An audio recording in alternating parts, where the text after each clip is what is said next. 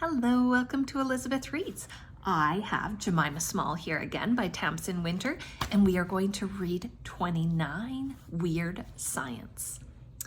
By the next night, I'd learned so many facts I felt like my brain might burst, so I dumped my revision stuff on the floor and picked up Sweet Magazine. I tore open the plastic wrapping and the free gifts dropped onto my lap. A fluffy key ring, peach lip balm, cat nail stickers, and a mini set of electric energy hair chalks. I turned an luminous pink pot over. Washes out instantly. I unscrewed the lid and pulled a strand from the back of my hair, underneath where Dad wouldn't notice. I pulled it through the chalk a few times and smiled as my hair turned from sludgy sand to electric pink. I stuck a few cat faces on my fingernails and peeled them off again, and then flicked through the magazine. Every girl smiling out at me was thin, even the ones on the Meet Our Readers page. Maybe you were supposed to look like a model just to read this magazine? As I turned the pages, it was like watching a conveyor belt of perfection, each body a million times better than my own. I wondered what I'd look like if I was model thin. I didn't think about stuff like that when I was reading Go Science magazine. When I was reading that, all I thought about was how much trouble I'd get in for doing their dastardly experiments at home. And then I had an idea. I rummaged through my desk for an old photo of me, cut out my face, and stuck it on some paper. Then I scoured Sweet Magazine for the best bits. I cut out the torso from a girl advertising perfume, arms from a girl band member, legs from a vlogger, and feet from this week's trend crush. It was like dissecting the anatomy of the perfect girl, a girl everyone would want to see on TV. I picked up my glue and started sticking. I'd almost finished when I heard Dad's footsteps on the stairs. I quickly stuck down the left arm as Dad opened the door without even knocking. It's an invasion of privacy, not illegal according to the United Nations, which just shows you how much they know. You're not still revising, are you, Jem? I know it's important to you, but seriously, it's a school night. It's nearly 10 o'clock. I rolled my eyes.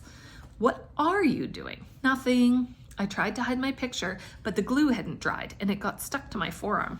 Dad peeled it off and looked at my creation, me as the perfect girl. Only I didn't look very perfect. My arms were thin and misshapen because I'd used too much glue, and they jutted out at unnatural angles. My feet looked about 20 sizes too big for the skinny legs, and one of the ankles looked fractured. It was terrifying. I looked worse than the people on plastic surgery disasters. The only normal part of it was my head, although I looked bald because I hadn't stuck Ariana Grande's hair on yet. Is this homework? Dad asked, or a science experiment gone wrong? Because I'm sorry, Jemima, but you look like Frankenstein's monster. He burst out laughing as we both took in the freakish mishmash of skinny limbs under my face. It did look like something Frankenstein would create, and I knew that ended badly. I'd read it at primary school. Dad made the arms twitch, shouting, "She's alive! She's alive!" In 3 seconds flat, Jasper burst into my room. "She's alive?" "My mini-me," I said, holding it up.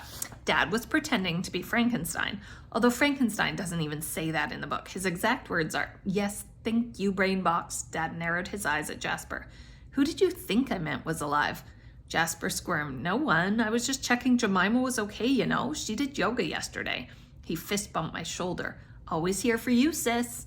I pushed him off. "Yoga?" Dad said. "That's great, Jemima. Now, get some sleep. Hopefully your creation won't give us all nightmares. Come on, Jasper, leave your sister to get ready for bed. Future brainiacs need their beauty sleep, as do future YouTubers." Jasper mouthed, "Thanks," as he closed the door. I looked down at the picture in my hand.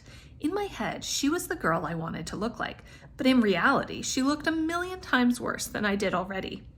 The backs of my legs still ached from yoga yesterday as I stood up and walked over to the mirror. I looked at my body, supporting my head like it's supposed to.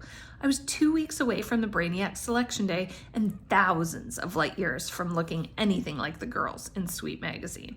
But looking down at my desk filled with severed limbs and decapitated heads and half screwed up smiles, that wasn't necessarily a bad thing. The end of chapter 29. I'll see you next time for chapter 30. Bye-bye.